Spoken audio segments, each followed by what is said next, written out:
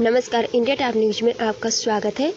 जनपद हमीरपुर से इस वक्त की बड़ी खबर। समाजवादी पार्टी के समर्थकों ने भाजपा पर लोकतंत्र की हत्या का लगाया आरोप।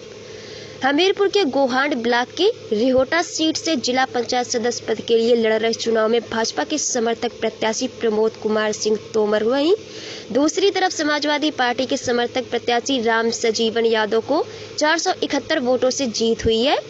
जब जीते हुए प्रत्याशी को प्रमाण पत्र देने की बारी आई तो प्रमोद कुमार तोमर ने पुनः मतगणना कराने की मांग की, जिसको लेकर काफी हंगामा कटारा और पूरी रात बीत जाने के बाद रिकाउंटिंग नहीं हो सकी। जबकि आज करीब 11 बजे पुनः मतगणना शुरू कर दी। मतगणना स्थल पर भारी पुलिस बल तैनात रहा। आपको बता दें, समाजवादी पार्टी के सैकड़ों समर्थक मौजूद हैं। बताते चलें कि मतगणना स्थल के बाहर सैकड़ों समर्थकों का सैलाब देखने को मिला। आपको बताते चलें कि समाजवादी पार्टी के समर्थकों ने भाजपा पर आरोप लगाते हुए लोकतंत्र की हत्या एवं राजनीति को गंदा बनाने के साथ सत्ता की हनक पर जबरन मनमानी करने का आरोप लगाया है। अब देखना यह होगा पुनः मतगणना के बाद किसकी किस्मत खुलती है। सर, रिकाउंटिंग को लेकर क्या है पूरा मामला सर, बताएंगे सर? बिल्कुल। रिकाउंटिंग में समाजवादी पार्टी से राम सजीवन समाजवादी पार्टी के प्रत्याशी थे, चुनाव जीत चुके थे 476 वोटों से। जबरदस्ती यहाँ के सांसद के दबाव से, भाजपा गवर्नमेंट के दबाव से जबरदस्ती उसको दोबारा रिकाउंटिंग करवाई जा रही है कि इसको हराने का प्रयास किया जाए। इसमें समाजवादी पार्टी के लोग चुप नहीं बैठेंगे, आर पार की लड़ाई लड़ेंगे। हमारे माननीय पूर्व विधायक अनिल अहिरवार जी हैं, माननीय जिला पंचायत प्रतिनिधि हैं पुष्पेंद्र यादव जी, हम सभी राजेश भाई हैं, हमारे सब लोग पूरी समाजवादी पार्टी भी नंद किशोर से भरे हैं, मंडल प्रभारी हमारे व्यापार सभा के। लोकतंत्र की हत्या की जा रही है, लोकतंत्र का गला घोटा जा रहा है। समाजवादी पार्टियों के प्रत्याशियों को हराने का काम किया जा रहा है।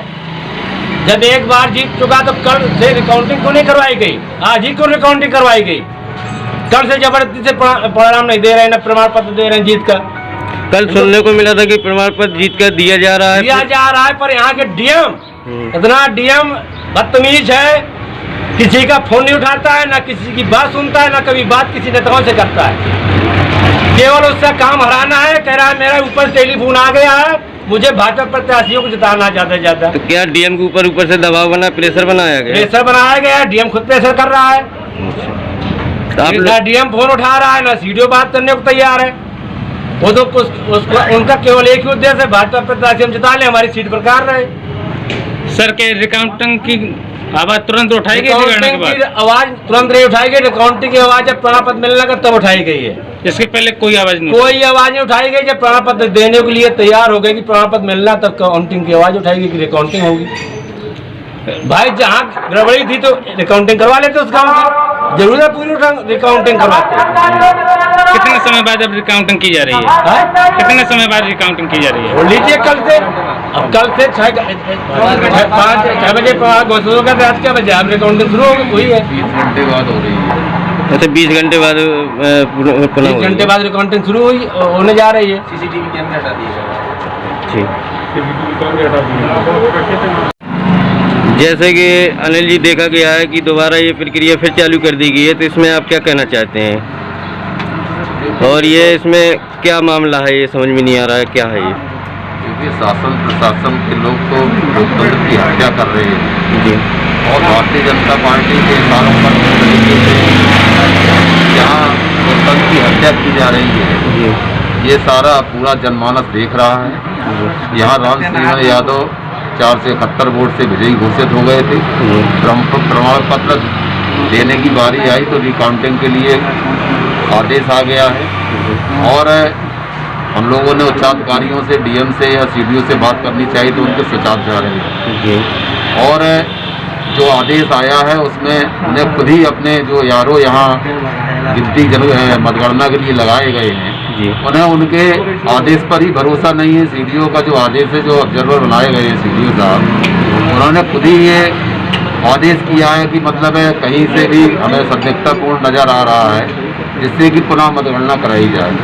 तो उन्हें अपने यारों पर ही भरोसा नहीं है, जबकि पूरी गिनती हो चुकी है और कहीं कहीं बूथों पर गड़बड़ियाँ भी गिनती में समझ में आई है जी। जैसे कि कहीं किसी बूथ पर जैसा कि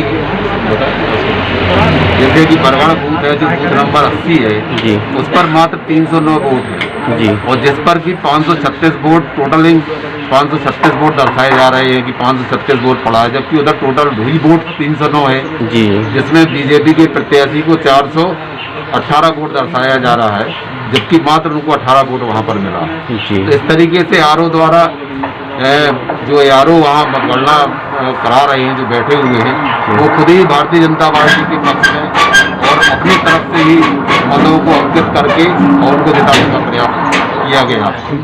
तो ऐसा जिस तरीके से करना भारतीय जनता पार्टी द्वारा ये लोकतंत्र की हत्या की जा रही है वो गलत है और ये जनता देख रही है। वो आगे आने वाले चुनाव में उच्च अधिकारी को जैसे कि अवगत कराया हमने निर्वाचन आयोग को का नाम है उनकी वेबसाइट पर भी शिकायत दर्ज कराई है। तो अभी तक कोई अधिकारी यहाँ सुनने नहीं आया? अभी तक कोई नहीं आया है और अभी तक उन्होंने बात सिर्फ हमारे पास जो आदेश आप जनरल का आया है कि रिकाउंटिंग के लिए आया है और आप उनसे बात कर सकते हैं। बात करते हैं तो उच्च अधिकारियों के फोन स्विच ऑफ जा रहे हैं। सियानी बिल्ली खम्मा नोचे। सच तो ये है यहाँ समाजवादी पार्टी का परचम पूरे प्रदेश में लहराने जा रहा है और ये भाजपा के लोग, ये सरकार के लोग अनावश्यक तौर पर एक माहौल को गंदा कर रहे हैं। अगर इन्हें रिकाउंटिंग करवानी थी तो पहले जनता के बीच में जाते ही। ये जनादेश है। हमारी पार्टी के कैंडिडेट राम सिंह यहाँ पर चुनाव जीत चुके थे, सब चीज़ें घोषित भी हो गया है, उसके बावजूद अनावश्यक प्रशासन जबरदस्ती करके हमारे कैंडिडेट को हरवाना चाह रहे हैं, लोग रिकाउंटिंग करवा कर।